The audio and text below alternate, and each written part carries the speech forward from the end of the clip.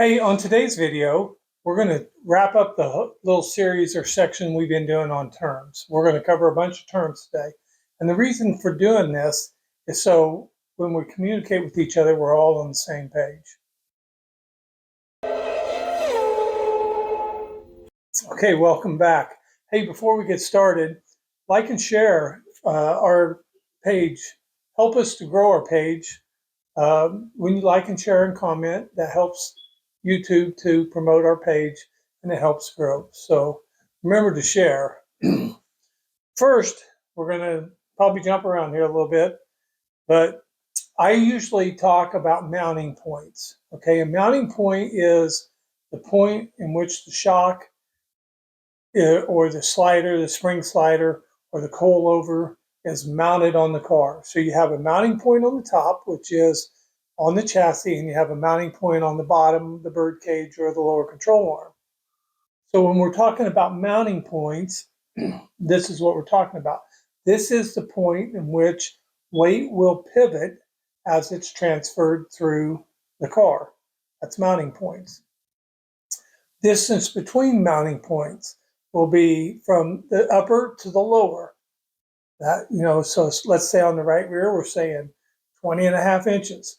That's distance between mounting points. Okay, shock drop. Shock drop is from center of the axle to the mounting of the bird cage, or not the mounting of the bird cage, but the mount on the bird cage, whether it's a 3-link or a bird cage or a stock car factory mount, from center line to where it mounts, that's shock drop. Okay. Shock drop is typically a little hard to measure when you're just trying to eyeball it between the axle tube and so measure from the ground to the center of the axle tube, measure from the ground to the center of the shock mount, subtract the two, this is shock drop. In most cars, we're looking for 6-inch shock drop, okay? So in our team deal, we cover this in our right rear location, the mounting point, the shock drop. So I want to clarify some of these terms, okay? Axle to ground. Axle to ground is pretty simple, from the ground to the center of the axle. Free height of a spring. That's, if I put a spring here on the table and it's 13 inches, that's the free height of the spring. Okay, the compressed height of the spring. This will be in the car. This will be how much compression we have in the car. So if we have a 13-inch spring and we have 2 inches of compression, then we're setting at 11 inches of compressed height. We measure from cup to cup, inside to inside. If you measure it outside to outside, subtract the difference of the thickness of the cup. That is compression of spring height. That height is how we get our math to figure out how much rate we have in that corner of the car. So like right rear, left rear, it only really works with the rear of the car. It doesn't really work very good in the fronts. But compressed height is how much the spring is compressed in the car. Spring rate. Spring rate's pretty obvious, and I think everybody understands that.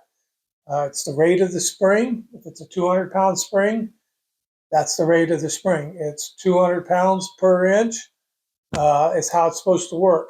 Now, we do a progressive spring, and like in a pull bar spring. So if you do a 6 to 12, there's two rates there. There's a 600 rate and a 1200 rate. And they don't blend through the middle real well. They run 600, they run 1200. And in a progressive, to me, the value of a progressive spring is to know when it changes rates. At what point does it change rates? So like the pull bar spring that's 600 to 2000. Well, the 600 rate is so early in the spring's life of compression, by the time you get it in the pull bar, it's way past that. So it's more of an advertising point than a usable rate. Okay, so we're probably already into the 900, and that would be a better way to express that spring would be 900 to 2000. Okay, that would be a much better way to express that spring. But a progressive spring has different rates. In our variable rate spring, we are looking for a load number at ride height, and we're looking at a load number at bottom of travel. Okay, when we say bottom of travel, that's what we're talking about. On the right rear. If we say bottom of travel on the right front, it would be our 2, 3, 4 inch number, depending on how far down you're trying to travel. That would be bottom of travel. Spring orientation, okay? When you, mainly on the right rear, it does affect the left rear a little bit, but mainly on the right rear, how you have the spring orientated. So let's say we're on a slider and we're spring in front, shock behind, and we have it on a slider, or let's just make it simpler. We got it on the shock with coilover. Okay, are we shaft down or shaft up? Because that moves that spring orientation about 3 inches. So, and this is huge in the car. So if we're shaft up, the roll resistance is much higher than if we're shaft down. Okay, there's on a normal car, A mod, B mod, stock car. Well, stock cars generally mounted on top, but A mod, B mod, there's really no reason that we would want the spring on top other than clearance on the rod. Okay, but if you can put the shaft down and shim the lower cup up and give the rod clearance, it's a much better situation than running it shaft up, because then the spring's 3 inches in the car higher and it's resisting roll to the right rear. So that's not a good scenario. Spring location: spring in front, spring in back, spring on top. Okay, the location of the spring dictates how well the car runs, how well it transfers weight, mainly in the rear of the car. But spring location is important. So if you see that term, that's what it means. Where are we mounting the spring? Slider in front, coilover left rear behind, coilover right rear, slider right rear, spring on top right rear. A lot of B mod guys like a spring on top, and a lot of guys like spring on slider in front. It is kind of dependent on who you are, and there's a reason for doing each one. And I do feel like one's better than the other, but that's spring location. Wheel speed. You'll hear me talk about wheel speed, okay? Wheel speed is literally how we're carrying the car into the corner, okay? You've heard me use auto turn. We have a video about auto turn. Wheel speed, getting into the corner, entering the corner on throttle, off throttle, turning the car on throttle or turning the car off throttle. There's two scenarios there. This is getting the car to turn into the corner on throttle. A B mod, IMCA car, Crate Racing USA Street Stock, these cars should probably turn in on throttle. Okay, now there is a reset point. The car is going to have to be reset at some point. Very seldom, if you're legal, I don't think you can really flat foot it around the corner, especially as it slicks off. If you're running some kind of Detroit locker, you can probably get away with it. And I have seen cruiser cars be able to flat foot it through the corner because they have a Detroit locker in them. Okay, but at some point there's going to be a reset. The reset point, that's another term we use. The reset point is going to be when you're off throttle on entry. Okay, backing your corner up. This is simple. We're just backing the corner up. We're not driving in as deep. We're seeing throttle early in the corner. We're back to throttle. We're in the corner on the brake on the straightaway. We set the car. We release it, bring it back up on the bars, and we drive the car through the corner under acceleration. This is backing your corner up versus trying to drive in real deep and be under braking with a lot of lateral loads on the tire deep in the corner. Okay, as it slicks off, in my opinion, it's much better to back the corner up, reset the car early, get back on the throttle, steer through the corner. Free roll steer. Okay, not loose. Free roll steer is way different than loose on entry. Okay, loose on entry is probably more created by a poor handling car or a driver. Okay, a decently handling car is probably not loose on entry. Okay, free roll steer means that load is working in the car. You can throttle the car up and you can accelerate through the corner. And the car has the sensation of being loose or free on the right rear, but as you accelerate it, you find out that it's not coming around. The right rear is staying planted, and the more gas you give it, the faster the car goes. Free roll steer. Okay, this is very important in a crate car, in a lower horsepower car, B mods. We want free roll steer. We don't want that right rear over there digging, trying to load up the right rear a bunch, because it's just going to slow the car down. Okay, we want the right rear to stay planted. It's going to have to be stepped out a little bit. It's going to have a little rear steer. It's going to have a little stagger. Rear steer, static rear steer. That means the right rear is trailed. Okay, that means if you're forward on the left, you are not trailing the right. So we're going to use this as an example. You're 108, 108. That's square. You're 107 and 108, you're leading the left rear. This is not trailing the right rear. This is making the car tighter. You're 108, 108 and a half. You have a ½ inch of trail on the car, and the car wants to yaw out a little bit going down the straightaway because of the rear steer. So you're adding rear steer statically to the car, so when the car hikes up, it has more rear steer in it than it did. Okay, rear steer is easy to understand. It's the car's ability to rear steer the axle. It's going to do it mechanically, or it can have some static rear steer in it. Okay. Momentum. I've added a few there that weren't on the list, so now I'm back to the list. Momentum is a car that doesn't require drive. So when you call me and you talk a lot about drive, and you say, "Oh, I'm a momentum guy," no, you're not. You're a drive guy. Okay. The true momentum guys never mention drive. They never say, "Oh, my car needs more drive." We need the car to push. We need the rear of the car to make it go forward. We need forward motion in the car, or forward movement. So you'll hear me say that. I'm not talking about drive. I'm talking about the ability to push the car forward with the rear tires, not slipping, and the front tires being able to make grip and turn wherever you need to go. That's a well-balanced car. Okay, that's not a car that's overdriven. Okay, slick. So guys call and say, "Hey, I want a slick and tacky package." Okay, doesn't exist anymore. That was the deal at one time, but that was years ago.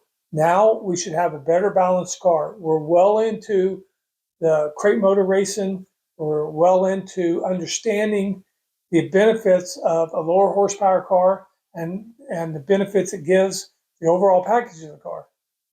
So we understand that. We want a car to turn on the front tires and to move forward on the rear tires. So we don't want a car that's tight.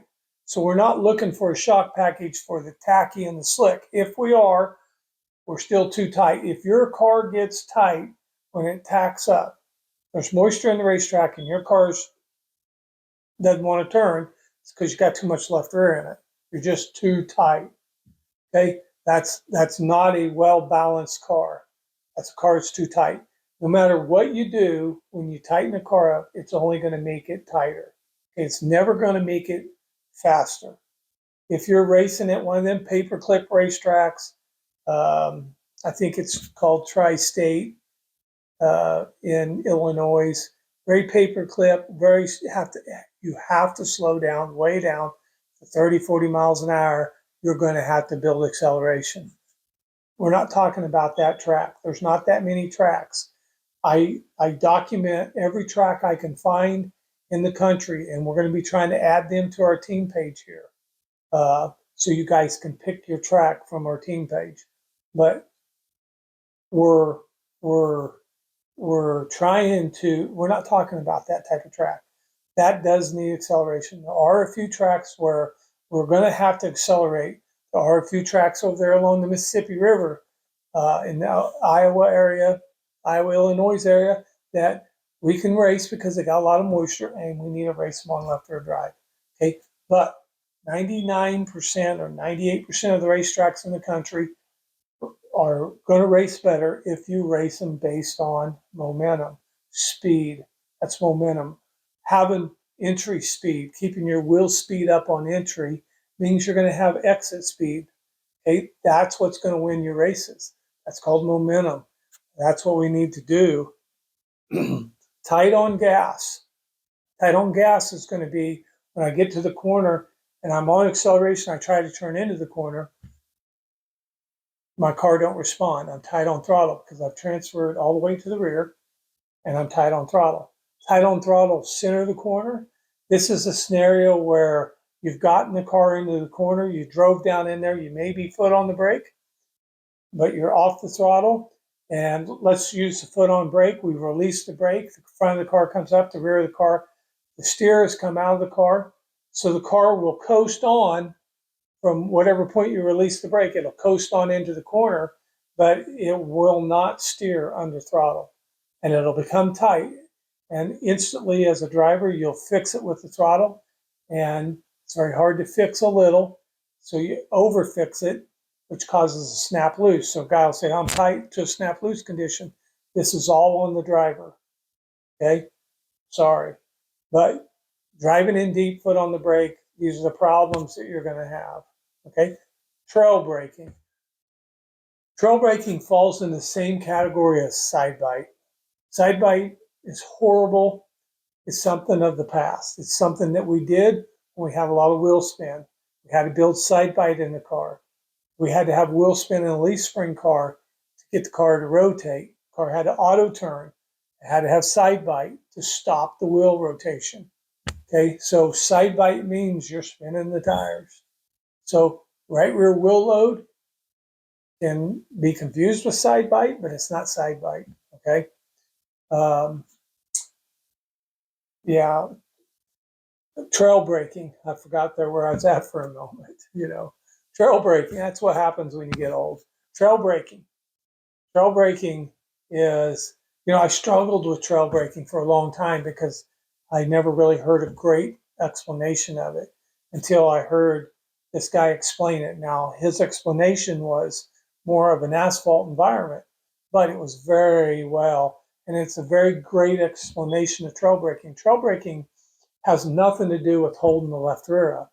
It has to do with transferring load to the front tires so you get grip early entry into the corner, but releasing slowly the brake to allow the weight to transfer back so you can pick the throttle back up without pushing the front tires or being loose in the rear. So trail braking is running the throttle out slowly and trailing into the corner, leaving a trail of braking behind, kind of. It's not this, I'm holding the car up, I'm trail braking, holding the left rear up. This is a poor example of what trail braking even is. The left rear, there's only one way to hold that left rear up, gas pedal. The shock, the spring, the trail braking, these are all crutches that we are trying to utilize to keep posturing the left rear. Okay, there's a way to fix it very easily. We've already discussed it in this video. So if you don't understand that right there, go back, watch the video over because we've already discussed it. Okay, I do feel like it's the number one reason for driver error, corner entry problems, handling issues in the corner is we miss entry. Entry. Let's cover entry. Entry isn't a thing you do, it is a physical location that's on the racetrack. Every racetrack in 3 and every racetrack in 1 has a point of entry. And that point of entry in that 20 foot is where that car needs to be turned. Okay? When you miss the point of entry, your car becomes tighter. It needs more setup. It needs more rebound. It needs more spring junk. It needs more of that stuff to make the car handle because the car now has to do a lot more. We're jeopardizing the load on the tires.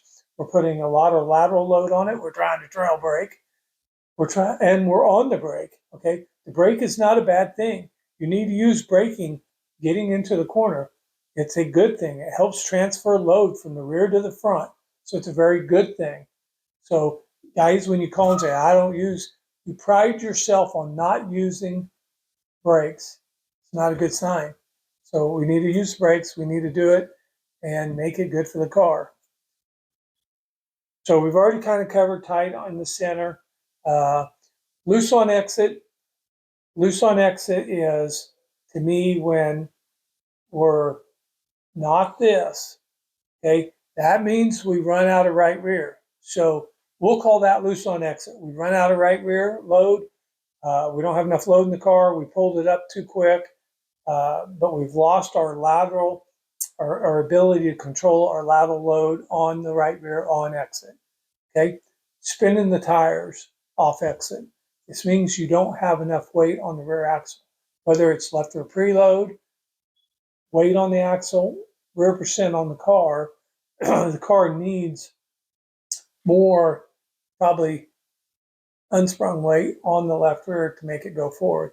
So typically a little out of the corner and we have some wheel spin, we'll either increase preload on the left rear spring or we'll put a little rear percent in it.